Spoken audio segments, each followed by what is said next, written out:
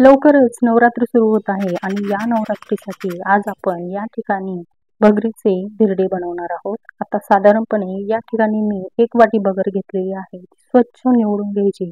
यामध्ये असणारा कचरा, धूळ आपल्याला पूर्णतः बाजूला करायचं आणि त्यानंतर त्यामध्ये 1 टेबलस्पून साबुदाणा घालायचा आहे. जर तुम्ही जास्त प्रमाणात बनवणार असाल तरी सुद्धा हेच प्रमाण वापरायचं आहे. आता ही भगर आणि साबुदाणा स्वच्छ निवडून झाला की लगेचच आपल्याला 1-2 पाण्याने स्वच्छ धुवून घ्यायचं आहे. बरेच जण भगरीला वरईचे तांदूळ म्हणतात किंवा आणखी वेगवेगळ्या भागामध्ये या भगरीला वेगवेगळी प्रकारची नावं आहेत. भगर छान स्वच्छ धुवून झाली की त्यामध्ये भरपूर असं पाणी घालायचं आणि आपल्याला ही भगर 5 ते 6 तास भिजत ठेवायची. अगदी तुम्ही रात्रभर जरी ठेवली ना तरी सुद्धा चालेल. आता या ठिकाणी 5-6 तास झालेले आहे. भगर आपली छान भिजलेली आहे. आता ही भगर आपल्याला छान मिक्सरमध्ये वाटून घ्यायची आहे.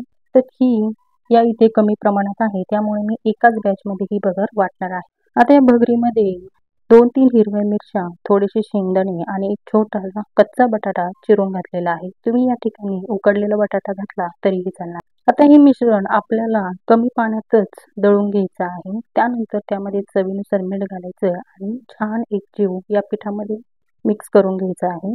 लगेच गॅसवर पॅन ठेवून आपल्याला तो सुरुवातीला पॅन पुसून काढायचा आणि नंतर त्यावर पीठ घालून एकाच डायरेक्शनने हे धिरडं बनवून घ्यायचं आहे.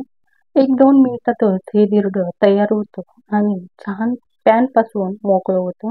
हे धिरडे जर तुम्हाला बिना तेलाचे बनवायचे असेल तरी देखील बनले जातात. अगदी कोणत्याही तव्यावर सहज तुम्ही हे बनवू शकता. जर तुम्हाला डब्याला न्यायचे असले तरी सहज हे बनवून नेता येतात. बरं, यासोबत कोणत्याही भाजीची गरज भासत नाही. जर तुम्ही मिठाचे बनवले तर मात्र यासोबत भाजी आवश्यक आहे.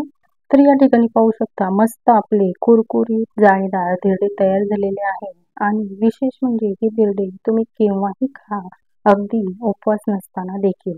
बनवायला तर अगदी सोपे आहे आणि या व्हिडिओची डिटेल रेसिपी मी चॅनलवर अपलोड केलेली आहे. जर तुम्हाला डिटेल रेसिपी बघायची असेल तर नक्की चॅनलवर जाऊन पाहू शकता. तोपर्यंत धन्यवाद.